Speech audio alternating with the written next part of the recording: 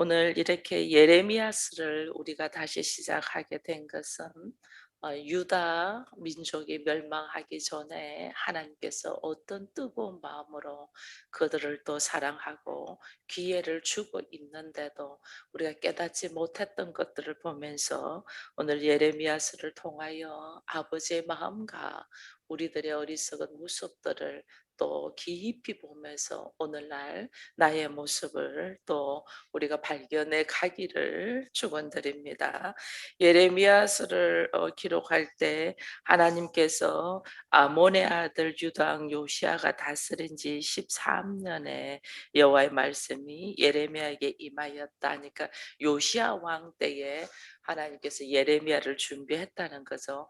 여러분 요시야 왕은 종교 개혁을 하면서 얼마나 아버지의 마음에 합하게 다윗과 같이 행동한 사람이 요시야 왕이잖아요. 이 뭐 말할 수 없을 만큼 민족이 새롭게 개혁하며 종교 개혁을 하며 유월절을 다시 지르고 하나님 앞으로 다가올 때가 요시야 왕 때예요. 그때 하나님은 예레미야를 준비시키는 것을 봐요. 왜냐하면 우리는 지금 이 순간만을 알아요. 내가 살아가는 이 시대만 알아요. 나 하나님은 처음과 나중이기 때문에 모든 것을 아시죠. 지금 우리는 요시야 왕을 통하여 종교 계획을 하고 하나님 앞에 다시 예배를 드리고 기쁜 마음으로 하지만은 그 후에 있을 일들을 하나님은 다 아시잖아요. 아시기 때문에 미리 우리들을 위하여 미리 이스라엘 백성을 위하여 준비하신단 말이에요. 여러분 우리가 모세를 준비하실 때에 아무도 생각하지 못할 때거든요. 나 하나님은 오래전에 모세를 준비해서 그 모세를 이미 애굽 땅으로 보내주시잖아요. 보내서 그 애굽의 이 바로의 왕궁에 대한 모든 것을 알게 하고 또 나중에 모세를 또 광야로 내보내서 또 광야의 지형도 다 알게 해서 80년을 준비하시고 난 다음에 그다음에 모세가 이스라엘 백성들 앞에 나타나게 하시잖아요. 미리 하나님은 아시고 다 준비하셔요. 근데 우리는 그걸 모르죠. 모르니까 오늘 나에게 일어나는 이 일에 전전긍긍하고 살아가는데 하나님의 나라는 전체를 볼 수 있는 눈이 있어야 돼요.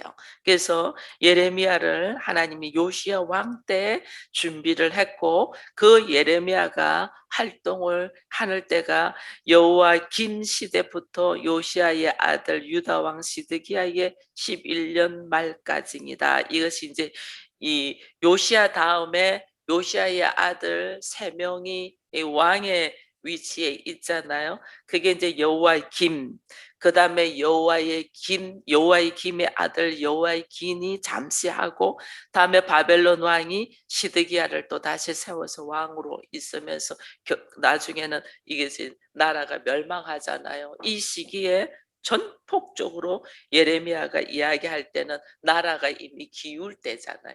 요시야 왕 때는 종교 교획을 하고 하나님 앞에 예배를 드리고 다시 나라가 회복되는 모습을 보였을 때인데 여호와의 김 때부터는 이제 나라가 멸망할 때잖아요.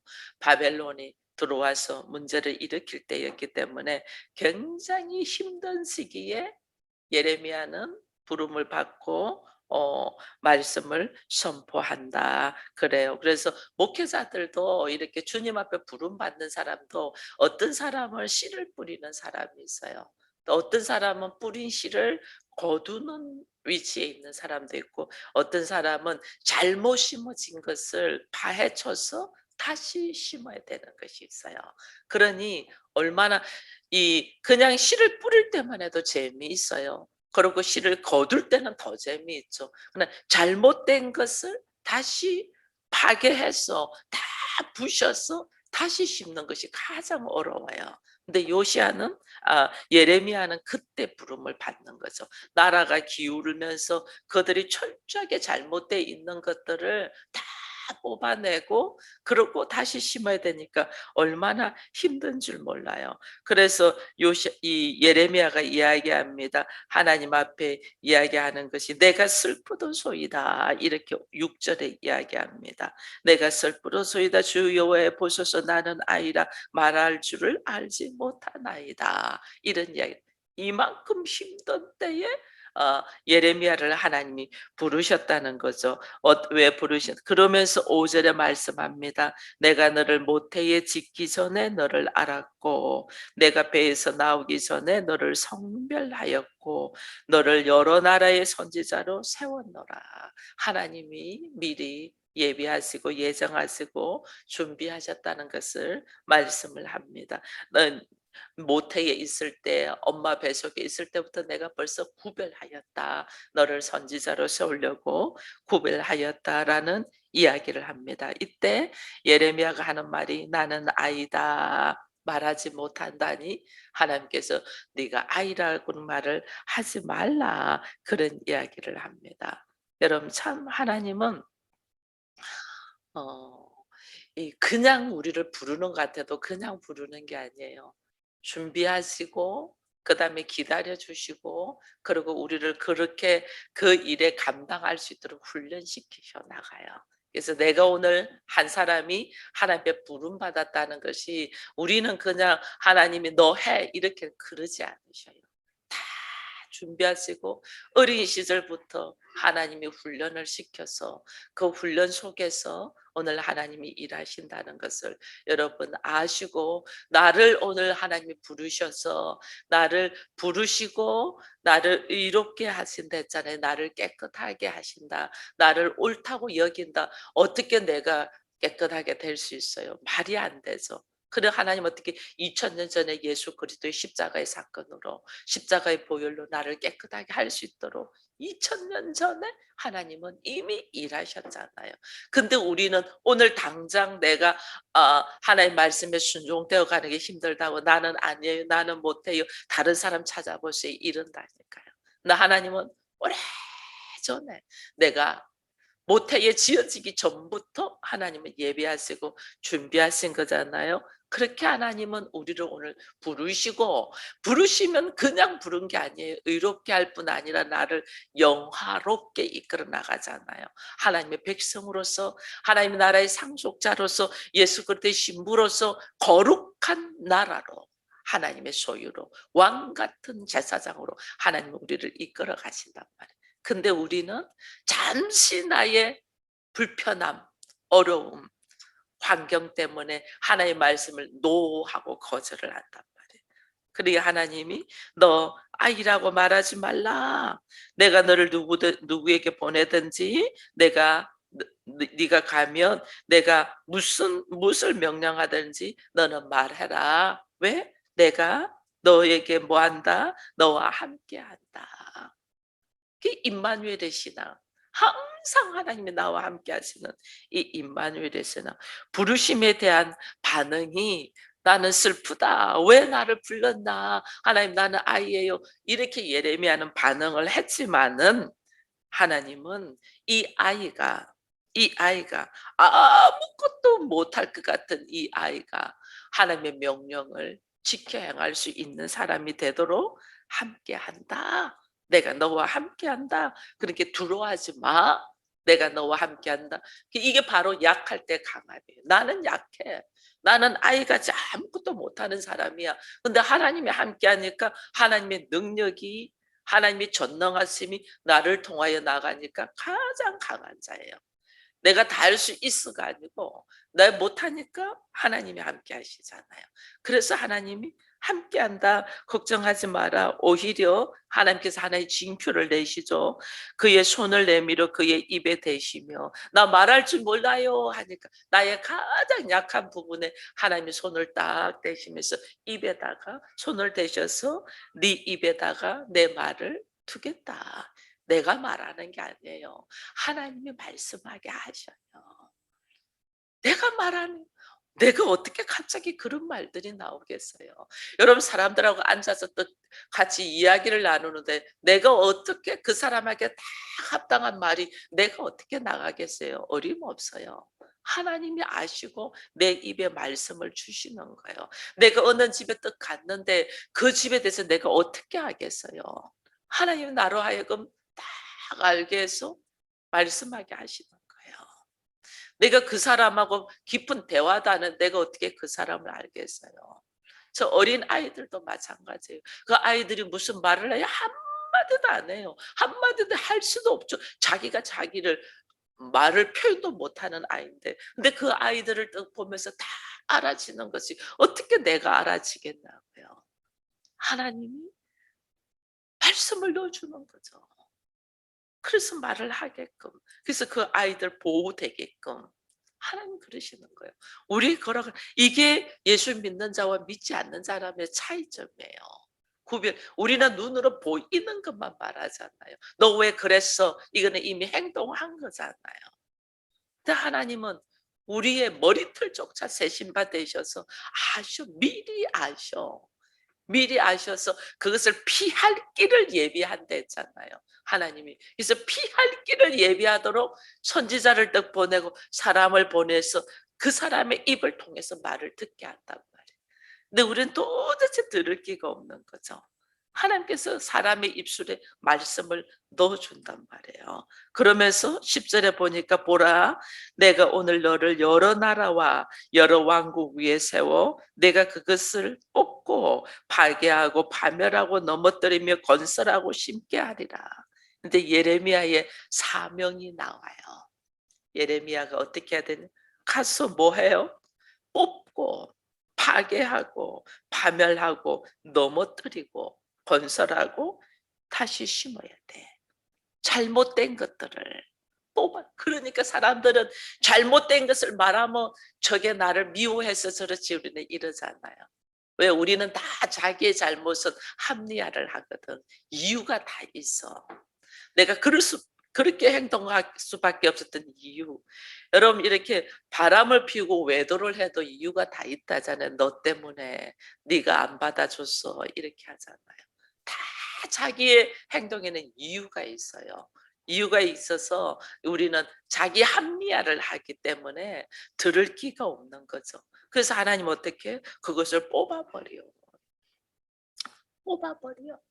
잘못된 건 뽑아버려. 파괴해. 무너뜨려. 그 예루살렘 성전을 46년 동안 지었는데 하나님이 돌 하나 돌 위에 남자게 다 뽑아버린댔잖아요. 우리가 최고인 줄 알고 우리는 이거 엄청 잘하는 건 줄 알고 하는 거죠. 엄청 잘하는 걸 줄 알고 하지만은 하나님 보실 때는 처음부터 잘못된 거야. 처음부터. 하나님의 말씀에 의지하여 한 게 아니잖아요. 다듬은 돌로 세워 올렸잖아요. 다듬지 않는 돌로. 다듬지 않는 돌로 한다는 거는, 여러분, 다듬지 않는 돌은 모양이 울퉁불퉁하고 그 사이에 완벽하게 탁탁 이가 떨어지고 뭔가 허점들이 있어요. 구멍들이 있어요. 근데 그 구멍들이 있는데도 그것이 견고하게 서간다는 건 뭐냐면 전적인 하나님의 은혜로 간다는 거예요. 전적인. 우리는 부족한데 전적인 하나님 은혜로 갑니다. 이것이 다듬지 않는 돌이거든요. 다듬은 돌은 펜타파트가 정확하게 보이지 않나요? 이게 이 하나님의 은혜 필요 없고 우리의 기술과 우리의 능력과 우리의 재능으로 가는 게 다듬은 돌이에요. 다듬지 않는 돌은 하나님의 은혜가 없으면 그 자리에서 그냥 무너지는, 전적으로 하나님의 은혜를 사모하는 것이 다듬지 않은 돌이에요. 근데 어떻게 해요? 하나님 은혜 필요 없어. 돈 있고 재능 있고 능력 있고 사람 있으면 되고 쫙 기어 올리잖아요. 그게 다듬은 돌이에요. 예루살렘 성전이 처음부터. 우리 지금 현재 교회도 마찬가지죠. 교회도 뭐 사람 많이 모이고 물질 있고 으쌰으쌰하면 하나님 필요 없어. 다 자기들 좋은 대로 하는. 가정 마찬가지예요. 가정이 내가 부족하고 연약하고 어딘가 어설플 때는 우리 하나님 은혜가 아니면 절대 아니잖아요. 하나님 당신 아니고서는 내가 이 가정을 지킬 수가 없습니다. 이러죠. 근데 내가 잘 나가고 뭐 누구의 도움 없어도 내가 막 물질이 많고 사람들한테 인정을 받고 재능이 있고 든든한 직업에 있다. 하나님 필요 없어요. 이게 잘못인 줄 모르는 거죠. 우리는. 그런 거예요. 그래서 하나님 어떻게 예레미야를 통하여 뽑아. 왜? 하나님은 아시잖아요. 이 멸망될 걸 아시잖아요. 우리는 지금 잘 나가고 있어. 우리 지금 잘 나가고 있고 희망에 차 있는데, 그러니 들을 기가 없는 거죠. 근데 하나님은 그 이후에 내 일 어떻게 될 줄 아시기 때문에 그거 아니야. 뽑아. 뽑고 파멸하고 파괴하고 무너뜨리라. 이게 뭐냐면 우리가 오랜 세월 동안에 나를 차곡차곡 이렇게 지식과 경험과 자기의 전통과 자기의 어떤 노하우들을 딱 채워난 게 있잖아요. 이거 무너뜨리라네. 이거 어느 한순간 무너질 때 얼마나 힘들겠어요. 그게 전부인 줄 알고 딱 붙들고 있었는데 이것이 아무것도 아니었구나 하는 걸 알 때 이 허무함. 남자들이 보통 직장 생활하다가 직장에 단 줄 알고 가정 내팽개치고 막 살았다가 나중에 어느 날 직장에서 이제 퇴직을 하면서 무너지는 거죠. 허무함. 이미 가족들은 빨리 가 있는데 내 주변에 아무도 없구나 하는 걸 이제 그때서 깨닫는 거죠. 그때서 이제 가족들한테 뭐 좀 이렇게 하려고 하니까 가족들 다 도망가죠. 잘 나갈 때는 우리 거들떠 보지도 않더니 이제 와서 왜 그러십니까? 이렇게 되는 거죠. 그래서 이게 막 무너지는 거죠. 무너지는 거. 이게 무너짐을 하나님은 경험되게 하시는 거예요. 잘못된 걸 일찌감치 뽑았어야 되는데 그거 전전긍긍하고 와 있었던 거죠. 그래서 예레미야에게 이 사역을 주니 사람들이 얼마나 싫겠어요. 사람들이 너 지금 잘못하고 있어. 그거 아니거든. 그거 내려놔. 이 말을 해야 되니 얼마나 힘들겠어요. 그러니 하나님이 두 가지 환상을 보여줍니다. 두 가지 환상 중에 하나가 살구나무 가지죠. 살구나무 가지를 예레미야한테 묻습니다. 네가 지금 뭐 보냐 하니까 예레미야가 살구나무 가지입니다라고 말을 해요. 이것을 이제 살구나무 가지, 네가 잘 봤어. 그 살구나무가 뭐냐면 여러분 이제 성막에 들어가면 이 성소에 딱 들어가면 등대가 있잖아요. 등대의 모양이 살구나무 모양이에요. 등대 밝히 불을 밝히는 등대.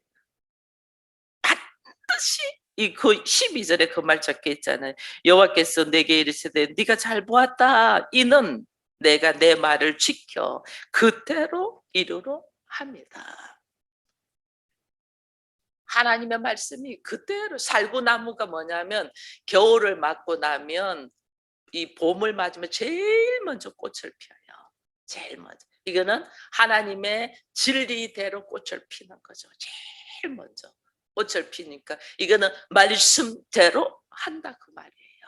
제일 먼저 말씀대로 하나님의 말씀대로 너희가 어떤 반항을 하고 어떤 이것을 거부할지라도 하나님은 말씀대로 이는 내가 내 말을 지켜 그대로 이루려 합니다. 나는 믿든 믿지 않든 우리가 예수를 영접하든 영접하지 않든 하나님의 말씀대로 왜? 진리이시기 때문에. 그래서 예수님 내가 꼭 길이요 진리요 생명이래. 진리니까. 진리는 변하지 않죠. 우리는 상황에 따라 변하는데 하나님은 진리시기 때문에 말씀대로 하나님의 믿으신 분이기 때문에 반드시 말씀을 지키시는 분. 그러니 지금 우리가 걸어가는 인생에 걸어가는 삶 속에 내가 잘 사니 못 사니 나는 이렇게 이게 하나님의 말씀대로 가는 거예요. 그래서 우리가 왜 하나님의 말씀대로 걸어가야 되냐면 내가 믿든 안 믿든 내가 그 말씀에 순종하든 안 하든 하나님의 말씀은 쭉 가시는 거예요. 왜? 처음과 나중이시니까. 내가 잠을 자든 안 자든 해는 뜨잖아요. 그죠? 내 잠 안 잤으니까 해 뜨지 마 이게 아니세요. 해는 떠. 내가 잠을 안 잤을 뿐이야. 내가 할 일이 많다고 해가 지고 달이 뜨잖아요. 할 일이 많다고 야 해 지지 마 이렇게 못 하잖아요. 이게 왜 진리니까. 하나님의 질서대로 그냥 가는 거예요. 그 질서 속에서 우리가 피조물이니까 그걸 잘 활용해서 우리가 이렇게 사는 거예요.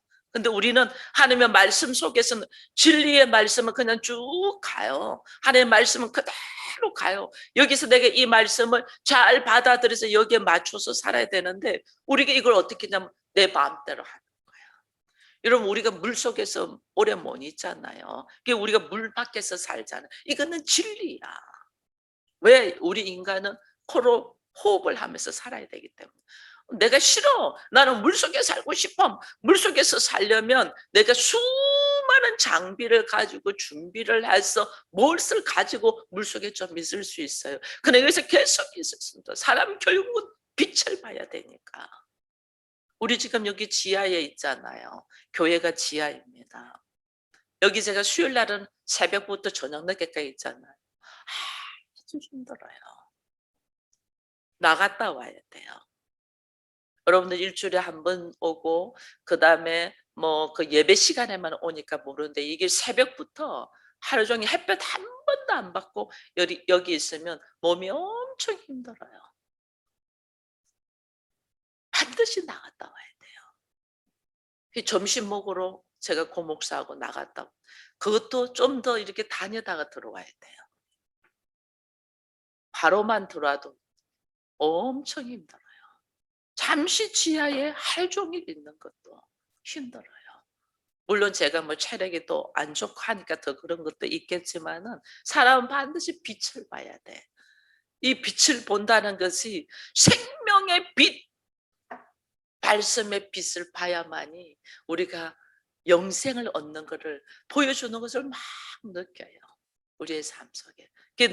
하나님의 진리의 말씀은 쭉 가는데 거기에 맞춰서 우리가 살아야 되거든요. 근데 우리는 내 방법대로 내 생각대로 산다. 하나님의 말씀 살고 남으면 하나님의 말씀은 반드시 이루어진다는 거죠. 그 이루어짐에 또 하나 더 보여주는 것이 뭐죠? 13절에 끓는 가마가 보인다. 그것이 북에서부터 기울어져 있다. 끓는 가마. 이 가마가 펄펄펄 끓는데 북에서부터 기울어져 있으면 이제 반드시 쏟아지잖아요. 이 북에서부터 기울어지게 남쪽으로 반드시 쏟아져요. 그러면 우리가 볼 때는 북쪽에서부터 오니까 북쪽에서 문제가 있는 것처럼 보이는데 이것이 결론적으로 남쪽에 오잖아요. 원인은 남쪽에 있기 때문에 하나님의 북쪽에서부터 오게 하는 게 북쪽의 바벨론으로부터 이게 이제 남쪽 유다로 반드시 온다는 거죠. 그게 원인이 그 북쪽 이 가마만 이렇게 바로 세운다고 되는 게 아니고 왜 기울어지냐? 이거 결론적으로 어디로? 남쪽으로 온다. 나에게 온다는 거죠. 나에게.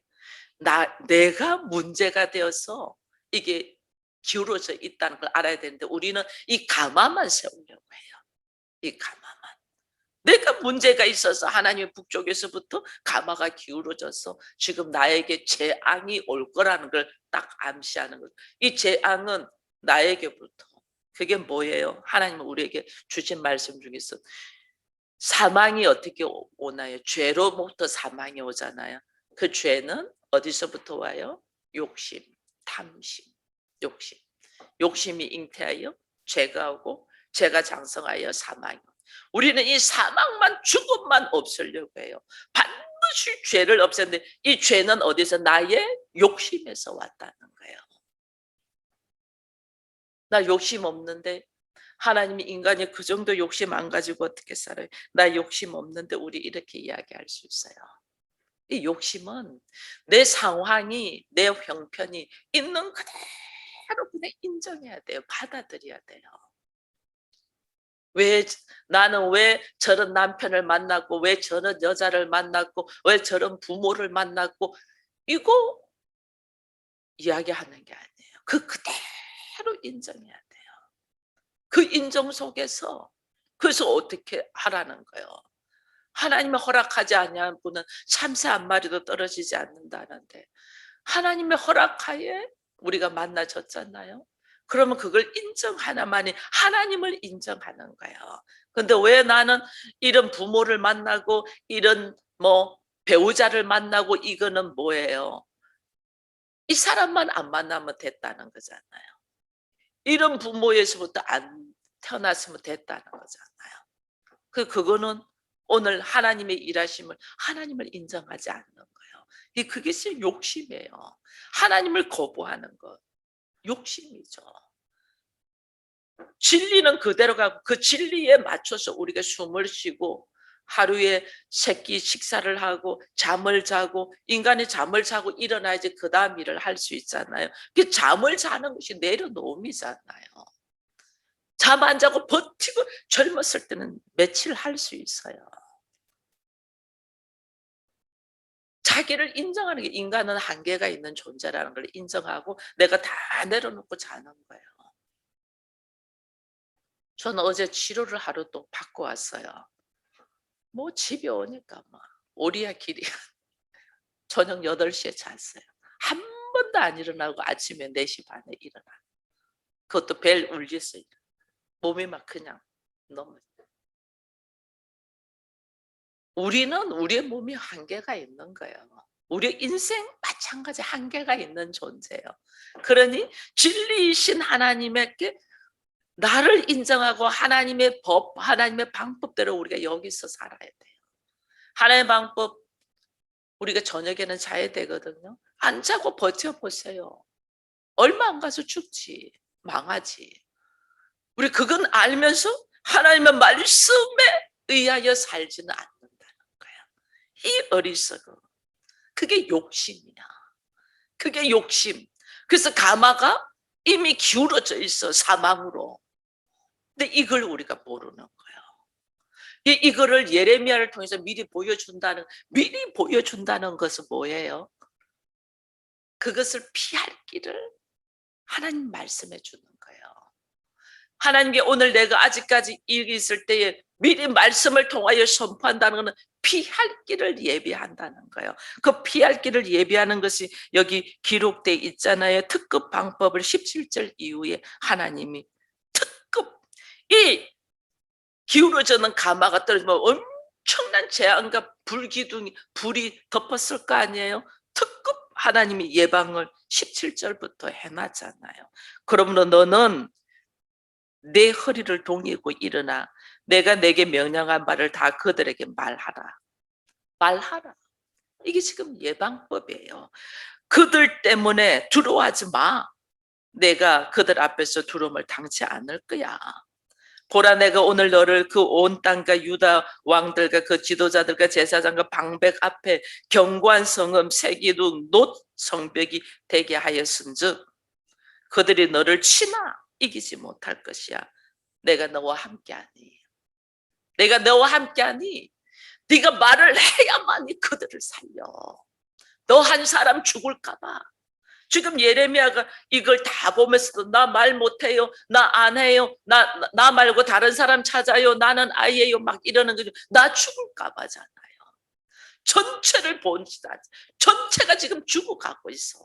그러니 어떻게 죽어가고 있는 자에게 말을 해야 되게, 네가 가서 말을 하는데 나 못해요. 이거는 나 한 사람 죽을까 봐잖아요. 나 한 사람 아플까 봐잖아요. 그 우리 말 못해. 자기 한 사람 편안하기 위하여. 죽으면 죽으리라 하고 말을 해. 하나님이 너와 함께 할 것인지.